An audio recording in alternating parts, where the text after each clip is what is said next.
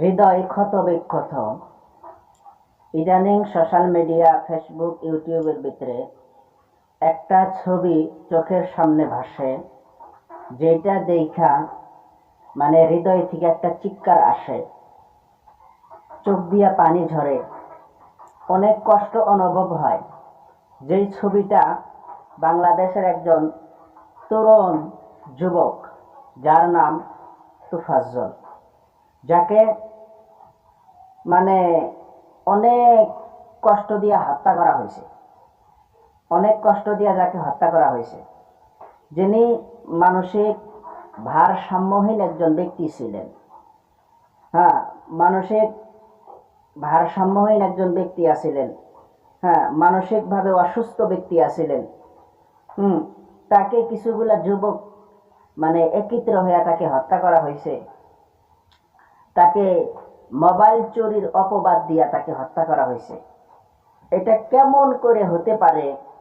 এটা কেমন কথা আমার বুঝি আসে না, যে একজন মানসিক ভারসাম্যহীন মানুষ, হ্যাঁ, একজন মানসিকভাবে অসুস্থ মানুষ, অনেক লেখাপড়া করার পরে যে কোনো কারণে মানসিক ভারসাম্যহীন হয়েছেন, যে কোনো কারণে মানসিকভাবে অসুস্থ হয়েছেন, হ্যাঁ, যে কোনো কারণে একটা বেমারের ভিতরে গ্রেফতার হয়েছেন, হওয়ার পরে যিনি যার সাথে দেখা হইতো বলতো, ভাই আমাকে 10টা টাকা দাও, নতুবা আমাকে কিছু খাওয়াও, এমন কথা বলতো। যাই হোক, যিনি 500 টাকার বিনিময়ে একটা চাকরি পাইছেন ঢাকার ভিতরে, যিনি মা ইন্তেকাল করছেন, বাবাও ইন্তেকাল করছেন, তার বড় ভাইও দুনিয়া ছেড়ে চলে গেছেন। হ্যাঁ, তার বড় ভাইও ইন্তেকাল করছেন, 2টা বাচ্চা ছাইরা, বিবি ছাইরা দুনিয়া ছাইরা গেছেন। একজন পুলিশ অফিসার ছিলেন তোফাজ্জল ভাইয়ের বড় ভাই। এখন দুনিয়ার ভিতরে একাই বাইসা ছিল, বাপও নাই, মাও নাই, ওরকম কোনো বোনও নাই। বড় ভাই যে ছিল সেও ক্যান্সারের ভিতরে ইন্তেকাল করছে। 500 টাকার বিনিময়ে ঢাকার ভিতরে চাকরি পাইছেন। মানসিক ভারসাম্যহীন একজন মানুষ, মানসিকভাবে অসুস্থ একজন মানুষ, যে যার সাথে দেখা হয় 10 টাকা করে চায়, নতুবা কয় আমাকে কিছু খাওয়ায়া দেন। উনি ঢাকা বিশ্ববিদ্যালয়ের ভিতরে গেছেন, যাওয়ার পরে খাবার চাইছেন, খাবার কেউ দেয় নাই। যেটা আমি অনলাইনের ভিতরে দেখলাম, ভাত চুরি করে খাইছেন। খাওয়ার পরে কি কয়, ঢাকা বিশ্ববিদ্যালয়ের কিছু ছাত্রদের মোবাইল হারায় গেছেন। ছাত্ররা যেহেতু ভাত চুরি করে খাইছে, মোবাইলও নিতে পারে, ছাত্ররা সবাই তাকে ধরলেন, মোবাইল চুরির অপবাদ দিলেন, যে তুই আমাদের মোবাইল নিছস, তুই আমাদের মোবাইল নিছস, মোবাইল দে। অনেক মারলেন। মারার পরে তখন তোফাজ্জল ভাই চিৎকার করে, কান্না করে, করতে করতে এমন টাইমে মারা যখন বন্ধ করছে, তোফাজ্জল ভাই বলছে, ভাই আমাকে একটু খাইতে দিবা, আমাকে কিছু খাইতে দিবা। তাকে খাবার দেওয়া হয়েছে, টেবিলে তাকে বসানো হয়েছে। তার শরীরের ভিতরে কোনো কাপড় নাই, পরনে একটা কাপড়, উদাম, শরীরটা উদাম, শরীরের ভিতরে কোনো কাপড় নাই। একটা টেবিলে বসবার দেওয়া হয়েছে, তাকে গামলার ভিতরে ভাত এনে দেওয়া হয়েছে, একটা প্লেটে ভাত উঠাইয়া দেওয়া হয়েছে, এক টুকরা মাংস দেওয়া হয়েছে, ডাল দেওয়া হয়েছে। হ্যাঁ, দেওয়ার পরে তোফাজ্জল ভাই জানেন না যে এটাই আমার জীবনের শেষ খাওয়া হবে। হ্যাঁ, আনন্দের সহিত বেচারা খাইছেন। মানসিক ভারসাম্যহীন মানুষ, মানসিকভাবে অসুস্থ মানুষ, আনন্দের সহিত ডাল দিয়ে একটা গোস্তের টুকরা পাইছেন, খাইছেন। খাওয়ার পরে ফির তাকে এমন ভাবে মারলেন, ইন্টারনেটে, সোশ্যাল মিডিয়ায় যেটা দেখা যাইতেছে, নিউজে যেটা দেখলাম, তার পায়ের তলার মাংস খসে খসে পড়ে গেছে। কেমন নির্যাতন করে মারছেন, কেমন নির্যাতন করে মারছেন। হ্যাঁ, আর কিছুগুলা মানুষ এদেরকে মারছে, কিছুগুলা মানুষ ভিডিও করছে, মানা করছে, ফির ভিডিও করছে। যারা মারছেন, হ্যাঁ, এরা তো হত্যাকারী, যারা ভিডিও বানাইছেন এরাও হত্যাকারীর ভিতরে সামিল।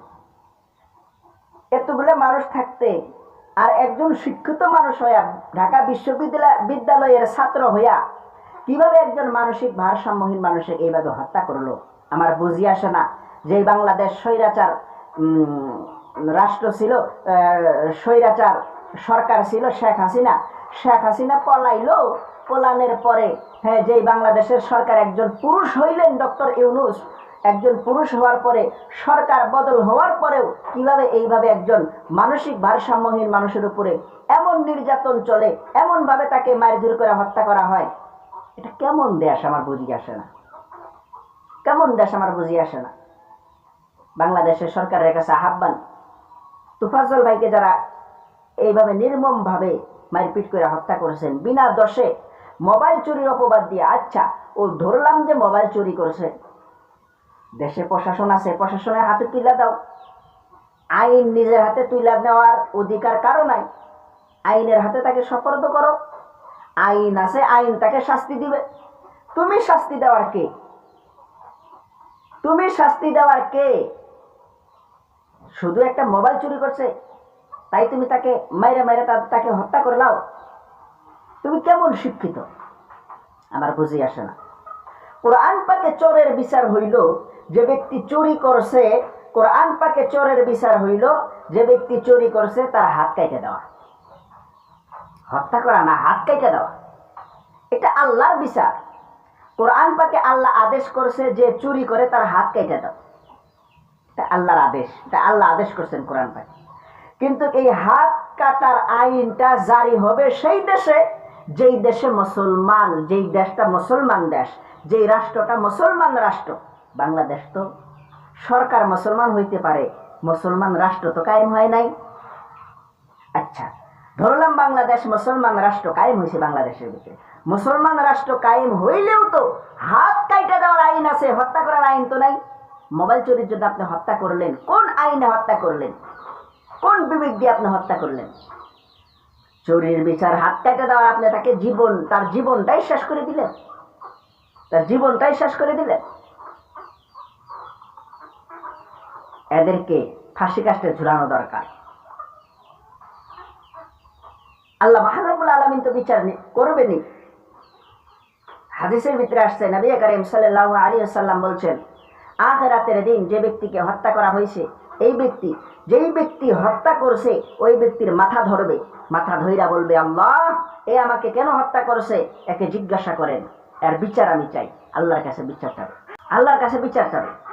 কেন হত্যা করা হয়েছে, আল্লাহর কাছে বিচার চাবে। হত্যার বদলাই হত্যা, এটা কোরআনের বিচার। চুরির বিচার হাত কাইটা দেওয়া, হত্যা করা না। আপ চুরি করলেন, আপনি তাকে হত্যা করলেন, এটা কেমন মন মানসিকতা আপনার ভিতরে কাজ করে আমি বুঝি না। আপনি কেমন শিক্ষিত আমি বুঝি না। ঢাকা বিশ্ববিদ্যালয়ের ছাত্র আপনি কোন কারণে হইলেন? এত বড় একটা কলেজের ছাত্র আপনি কোন কারণে হইলেন? বানি আল্লাহ ভালো জানে, আমি জানি না। এখন কিভাবে যে আপনি এত বড় স্কুলে ভর্তি হইতে পারলেন? কারণ একজন মানসিক রোগী, মানসিক ভারসাম্যহীন রোগীকে আপনারা এইভাবে হত্যা করলেন। আপনারা তো আসল রোগী, আপনারা তো আসল রোগী, ওর থেকেও বেশি রোগী হলেন আপনারা।